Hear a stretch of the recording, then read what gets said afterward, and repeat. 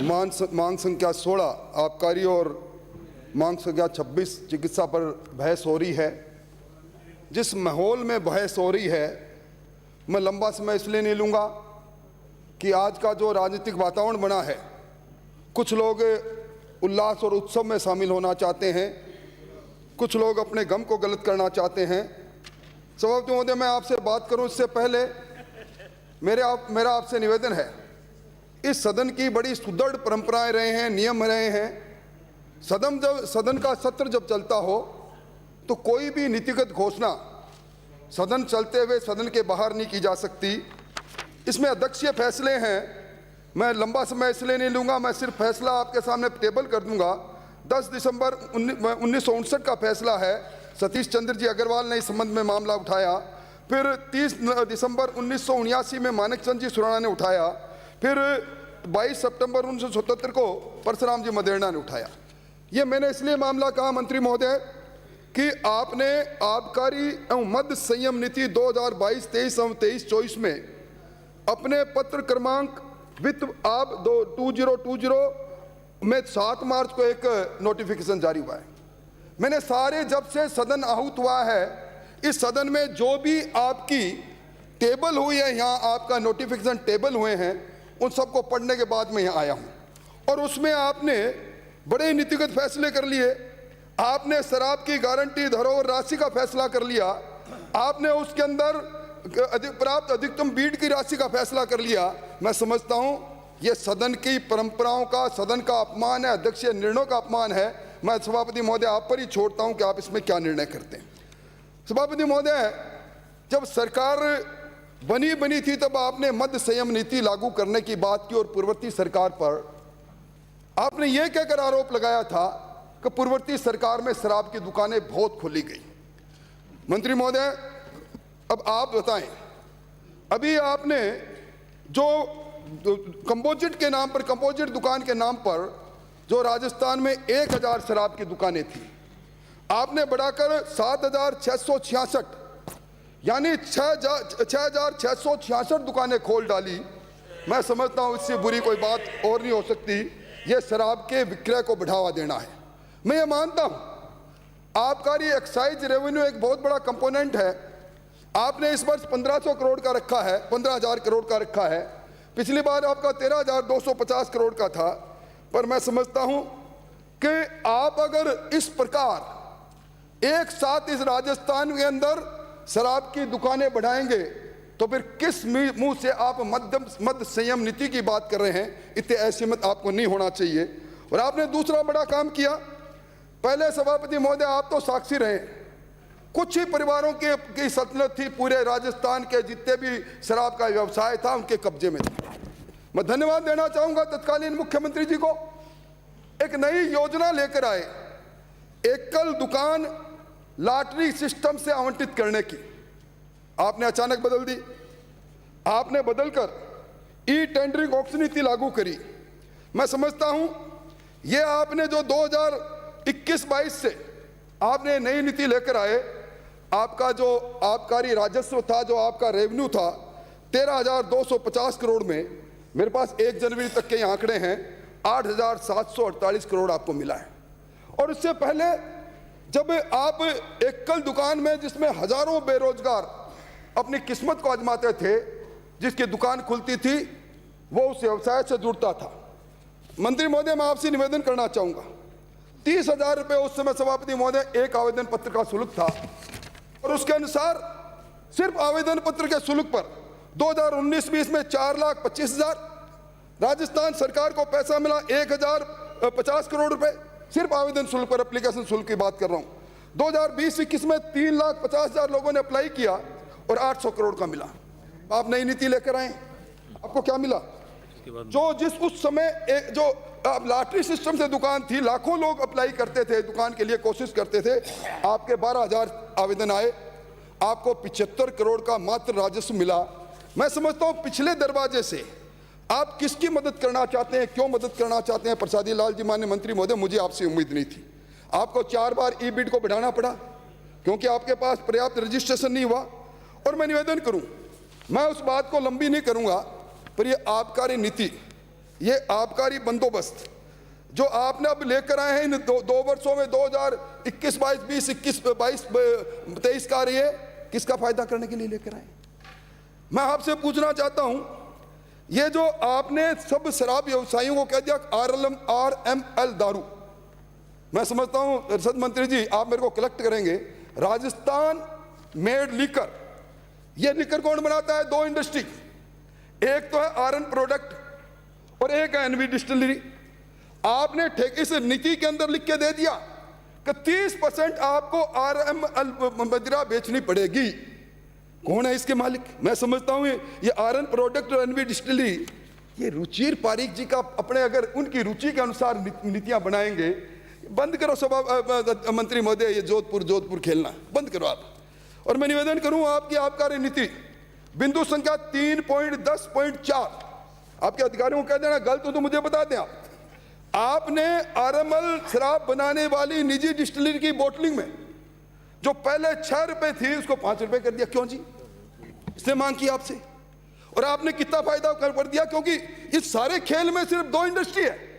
आपने, मेरा आरोप है, 35 करोड़ का फायदा पहुंचा दिया आपने। और दूसरी आपकी नीति आपकी 3.10.2, ये आपकी नीति मैंने पढ़ी है।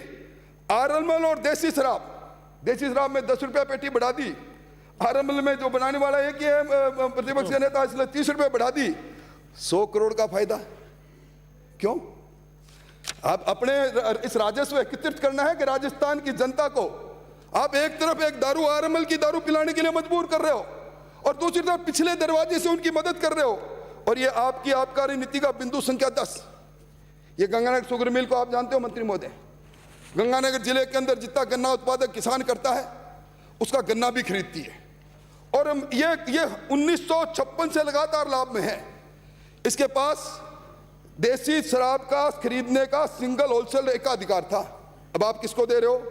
RSBCL, क्योंकि RML खरीदनी है। ये सुखबीर जी का सुख अपने कहा, आपका कहां लेना इन सुखों से। और मैं निवेदन करूं, आपने एक नई बात और कर दी, RML दारू बनाओगे 3 स्प्रिट से। आप पिछले, मैं जो बात कर रहा हूं आप मेरे को उत्तर दे देना, जब से ये सरकार आई है ये ENA स्प्रिट राजस्थान में NV डिस्टिलरी के अलावा किसी ने सप्लाई किया तो मुझे बताओ। मतलब आप पूरी नीतियां बदल रहे हो।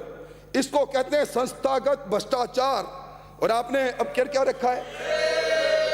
RML के अंदर जो स्ट्रेंथ है 25 UP की, वो स्ट्रेंथ अंग्रेजी शराब की है। RML की एक्साइज ड्यूटी, क्योंकि सैया भय कतवाल तो फिर दड़का है का, जिसको फायदा पहुंचाना तो पूरा पहुंचाए, उसमें 200 रुपए प्रति LPL और अंग्रेजी की 260, यानी सभापति महोदय 412 करोड़ का फटका।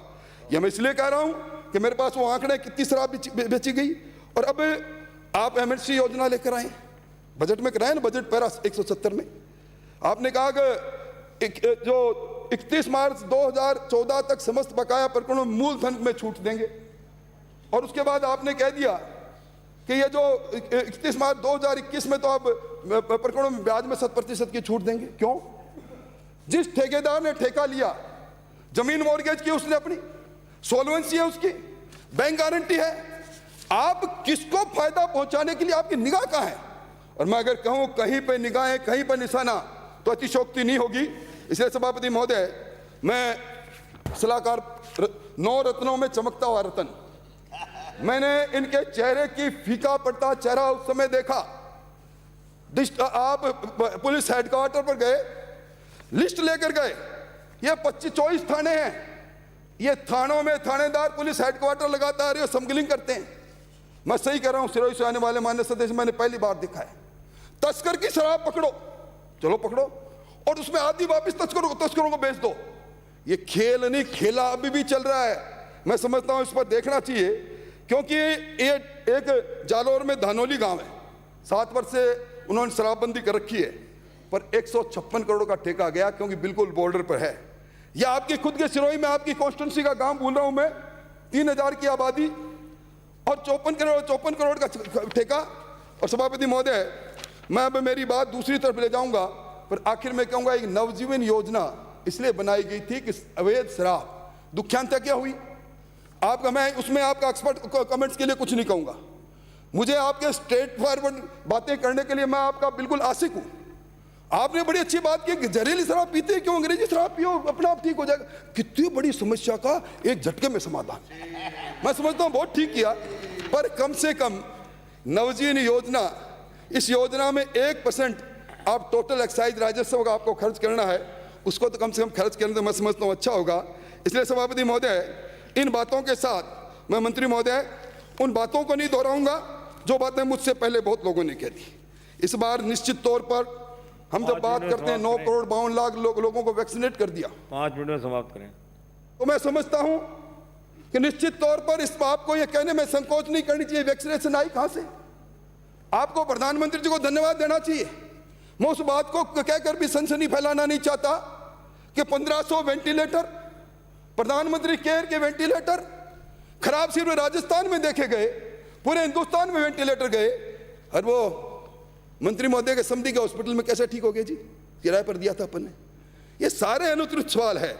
मैं निवेदन करना चाहूंगा कि इस पूरे खेल में कोरोना के अंदर बहुत से लोगों ने सेवाएं की। धरती के भगवान के 2 रूप हमने देखे सभापति महोदय। धरती के भगवान के चेहरे से उठता हुआ नकाब हमने देखा, प्राइवेट हॉस्पिटलों की लूट हमने देखी, पर ये नर्सिंग स्टाफ डटा रहा। मेरे यहाँ के एक चेयरमैन बीमार हो गए, काल कलवित भी हो गए। सभापति महोदय, मैं पूरी ड्रेस पहनकर कहता रहा, डॉक्टर को पुकारता रहा। मैं 8.5 साल इस राज्य का मेडिकल मिनिस्टर रहा हूं, मेरे कहने से नहीं आया। 3 नर्सिंग कर्मी खड़े थे।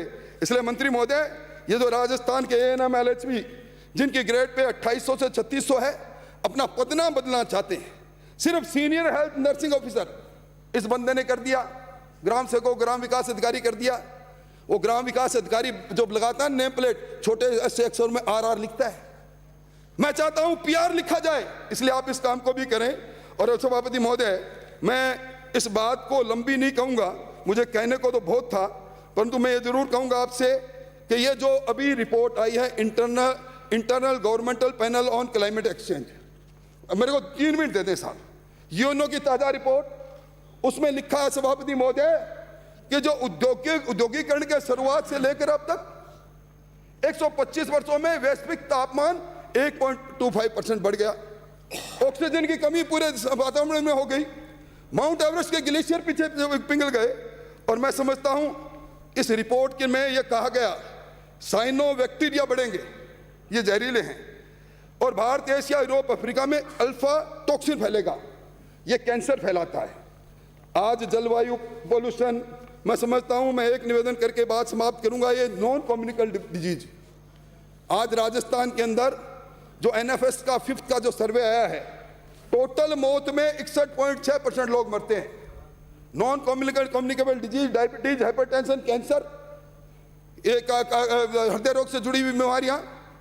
और मैं समझता हूं कि अगर इसको रोकने की कोशिश नहीं की, और ठीक है आप कैंसर वाली तंबाकू वाली बात पर मैं क्यों उठाऊं, अलग अलग बात है। मेरे गांव में बहुत से लोग कहते हैं मैंने इतना तंबाकू किया।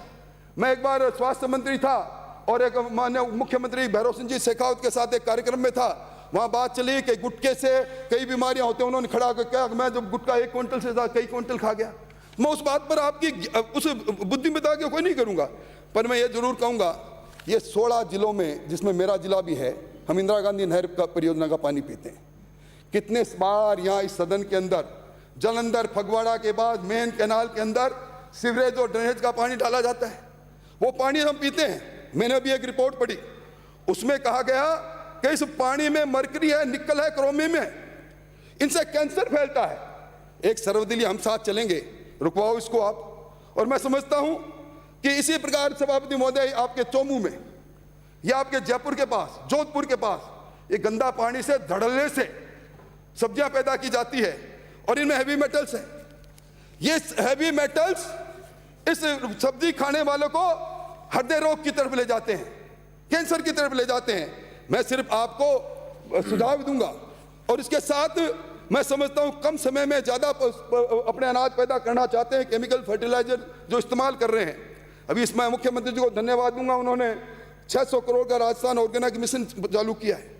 सबसे ज्यादा नॉन कम्युनिकेबल डिजीज अगर फैलती है तो उसका जनक है ये जो पेस्टिसाइड, इंसेक्टिसाइड जो धरती में जल्दी से जल्दी अनाज पैदा उसके कारण फैलती है। आपको इस मिशन के साथ जुड़कर लोगों को प्रेरित करना चाहिए। आप पीएसएम विंग को मजबूत करो, आप बीमारी से पहले बचाव की बात करो, अर्ली डिटेक्शन की आप व्यवस्था कराएं, आप प्रिवेंटिव ओपीडी चालू करो। आप योग की बात यूं ही नहीं आई, योग को आज स्कूल के साथ हम अब स्वास्थ्य के साथ जोड़ो। और अंत में मैं ये कहूंगा कि कम से कम आपको जो बजट मिलता है, ये मैं एनएचएम का ही लेकर आया हूं। क्या एनएचएम में आपको पैसा मिला 2020-21 में आपको पैसा मिला 5,013 लाख और आपने खर्च किया 3,318, 66%। और ये emergency Covid relief response plan में आपको पैसा मिला 629 करोड़ और आपने खर्च किया 313 करोड़। आपने इसी प्रकार 2021-22 में आपने खर्च किया, आपको पैसा मिला 4,358 लाख, आपने पैसा खर्च किया 21,2173, मतलब कितना 10% भी नहीं। इसको ठीक करो आप। मुझे कहने को तो बहुत था, राइट टू हेल्थ की बात करने वाली बात आपने बहुत झुंझुना बताया। अरे इन लुटेरों को, डॉक्टरों को आप क्लिनिकल एस्टेब्लिशमेंट एक्ट के नीचे तो ले आओ। हमसे जमीनें ले ली और अब लूटने का काम करते हैं। सभापति महोदय, आज न क्या जाने क्यों मुझे आपसे कुछ डर और खौफ लगता है। मेरी बातें कहना बड़ा चाहता हूं, पर अब ये जो बजट के अंदर आपने कहा था कि हम 2021-22 में 1,000 PHC, urban PHC sub centre को वेलनेस सेंटर करेंगे। इसका पीछे कंसेप्ट यही, क्यों नहीं करते आप? आपको करना चाहिए। पैसा भारत सरकार का आपका है। अरे कि मोबाइल कैंसर यूनिट की घोषणा में मैं उसका स्वागत करता हूं, पर आपको ध्यान है एक बार राज्य में लास्ट एक आपको ध्यान है 2021-22 के अंदर 22 advance life support critical ambulance दी थी आपने, एक चल रही है तो बताओ, सिंगल। और अब आप ये और कर दोगे तो मानव संसाधन लगाओ। ये जो मुझसे पहले कई वक्ताओं ने कहा ना कि उपकरण डब्बे में बंद पड़े हैं, जब तक मानव संसाधन नहीं हो और आप उपकरण चाहे मत खरीदो तो उसको एनुअल रिपेयर कॉन्ट्रैक्ट के साथ खरीदो। इसलिए मंत्री महोदय, कम से कम आपको मौका मिला है। एक अध्यक्ष महोदय, ये जो बाजरे को अब समझ में आया है, जब इंटरनेशनल डे ऑफ मिलेट्स मनाना चालू हुआ और यहाँ भी 100 करोड़ का राजस्थान मिलेट्स प्रमोशन मिशन किया। बाजरा खाने से डायबिटिक दूर, मेरे यहाँ होता है बाजरा खाना, हृदय रोग दूर। आप प्रमोट करो इनको और आप कम से कम आप ये रिकमेंड करो कि बाजरे को एमएसपी पर खरीदें ताकि बाजरा ज़्यादा से ज़्यादा पैदा हो। इसलिए इतनी बात कहकर बहुत सी बातें कहने को थी, पर आज मैं कुछ आपकी उदासी देखता हूँ। मैं आपको पसंद करता हूँ और विशेष तौर पर उड़े हुए चेहरे, ये होता रहता है राजनीति में। इस घटना को आप इतने मन से मत लगाओ। और फिर जब हम उधर आएंगे, जो बातें रह गई और जो आपके खौफ से मैं कर नहीं पाया, अध्यक्ष महोदय मैं लिख के दे दूंगा। पर मैंने जो पहला बुनियादी सवाल खड़ा किया, ये क्या सदन को बाईपास करके इस प्रकार के नोटिफिकेशन जारी करके ठेकेदारों को फायदा पहुंचाने का जो कृत्य आपने किया है, ये निंदनीय है। आपने मुझे समय दिया, धन्यवाद।